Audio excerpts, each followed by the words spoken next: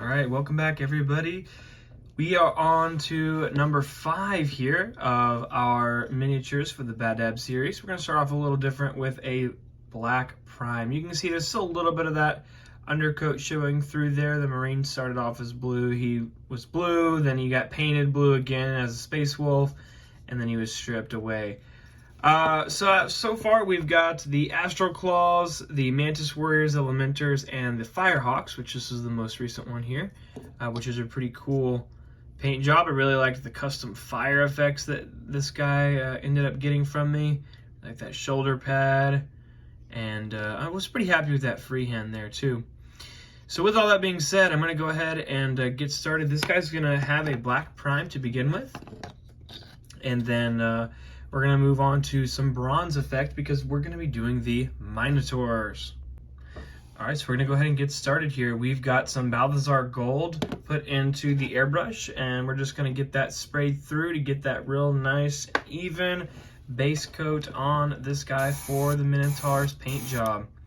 Part of me really wanted to apply this with a brush, but honestly, it just goes so much faster with the airbrush, and I think it'll end up being a lot smoother as well. All right, what a lovely, smooth application that was. Man, I definitely need to do more metallics through the airbrush. Next step is just going to be getting in here with the black paint and just coming back over those Under Armour panels like we've done many times before here. And we'll get those dotted out here, and then we'll probably also get some black on that bolt gun there. So the Minotaurs have a pretty cool history. They're one of the cursed founding chapters, 21st millennium founding, and they don't really know where exactly they got the gene seed for the Minotaurs. They have a bit of a mysterious origin. It's debated still in the Imperium, maybe where they came from, who they came from, that sort of thing. And Imperial scholars, even into the 41st millennium, still kind of argue and debate over maybe where they came from. There's some theories, but there's nothing really concrete. But one thing is for certain is that the Minotaurs are just extremely violent.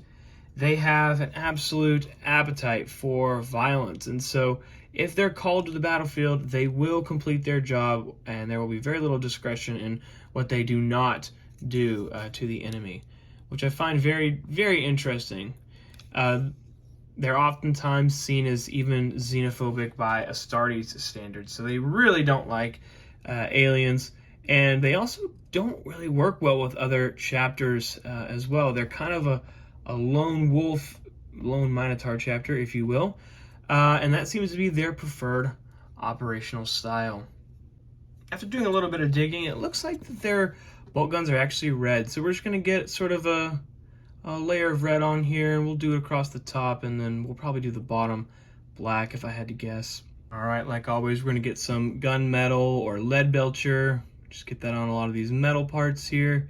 Scope, the back of the bolt gun, that sort of thing.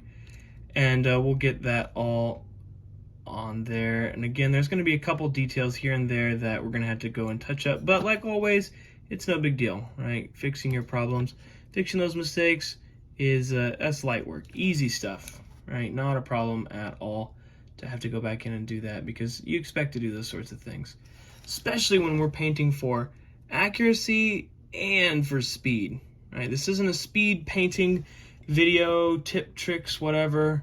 Next time I do some batch painting, I might show you my method that really works. But honestly, it's about getting it done efficiently.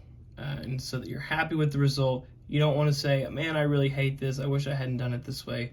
Right? You want to enjoy the model and you want to be happy with it. All right, so right here I start doing a little bit of freehand work. Now the Minotaur symbol is a bit like a bull with some horns. So I'm just going to sort of draw out the area in which I plan on doing it. I kind of take a couple chances or tries, I guess, coming back and forth through here. Really just wanting to make sure that I have the spacing right. I don't want it to be too far down, over, or up on that shoulder pad. Now right here I'm going to get out the red because the Minotaur is red in its sort of fur and face area. And I'm just going to get some of this really thin liquidy red on there. And I'm going to let it dry and kind of touch it up. I want these really thin layers, that way they're easy to cover up. I'm also going to go ahead and touch up a lot of those horns as well because they're a little bit wide. And as you can see there now, the shape is starting to come together. Again, real thin coat of red. And we're just going to layer on top of that. The horns looking a lot sharper. The red's going to come through as a little bit more vibrant and make it easier to see. Over here on the other shoulder, we're going to go ahead and do the real nice arrow that we've seen on a few of our other Marines that we've done. This arrow is pretty common. It represents being in a tactical squad of some sort compared to maybe Assault or Devastator, Veteran, or Command being the one with the skull. Alright, and here is the finished product of that tactical squad marking. The arrow came out pretty clean. It took a couple layers. And I also got the rest of the bull on there, so you can see it's got its little white eyes, nose, snout on the end there. And again, I'm pretty happy with how all this turned out. The next step is going to be edge highlighting over the red on the bolter. So Wild Rider Red is going to come in and be very useful for this.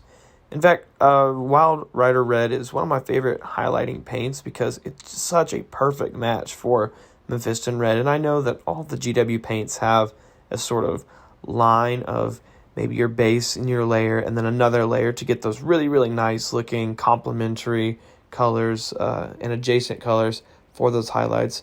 But these two really work well in combination with one another and doesn't take a lot of work to make something that looks really, really good.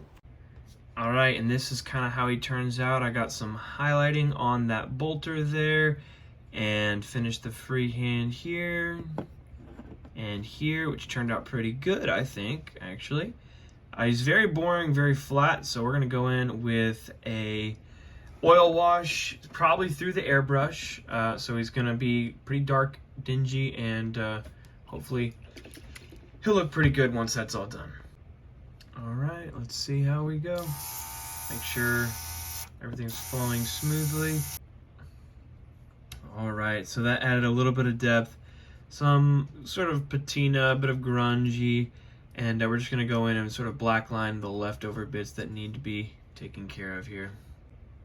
Alright, I really like how this guy turned out. I'm going to let that base dry just a little bit more, get some metallics on those bits, dry brush it, get that wash on it, and then we will be good to go for that final showcase. Alright, so we're going to go ahead and finish up with the base rim here and get them all ready to go. This Minotaur has been really kind of fun because it's so much simpler. The color scheme is so basic, and the freehand work on it really doesn't take that much effort at all. It really wasn't too hard. I mean, I know it's not the best Minotaur, cow head thing you've ever seen, but I think it turned out pretty good. I do think that my freehanding is definitely getting a lot better. Even if the skill isn't going up as much, it's getting easier for me to do the same quality, or I think slightly better quality than I had been doing before. So that's a big win as well. The only other thing that I have to share with you guys is that, well, we're going to keep on trucking. Thanks to those of you who have subscribed. I appreciate that a lot. Whoa, got some gray paint in there somehow. I appreciate those of you that have subscribed. It really does mean a lot. Super cool that you guys are out there watching, supporting, that sort of thing. If you followed me on my Instagram, you get to see all sorts of stuff, high quality, high resolution pictures of things that I've painted up so far, and all of that lovely stuff. So you'll get to see all of that on there if you go subscribe. It's bolters_brushes. Same sort of name as what I have here on YouTube, just with the underscores. But with that, I think we're just about done here. Again, I'll let you guys get one more look, and I'll post some pictures there at the end. And of course, you can find more on my Instagram if you wanted to really check them out. I might go back in there and do just a tiny touch up here and there around maybe the eyes. The eyes are sort of a really dark red in a lot of the artwork. So dark red that it's kind of hard to tell really what they are. So kind of like just leaving them that darker color. But yeah, thank you guys so much for watching. We'll catch you next time.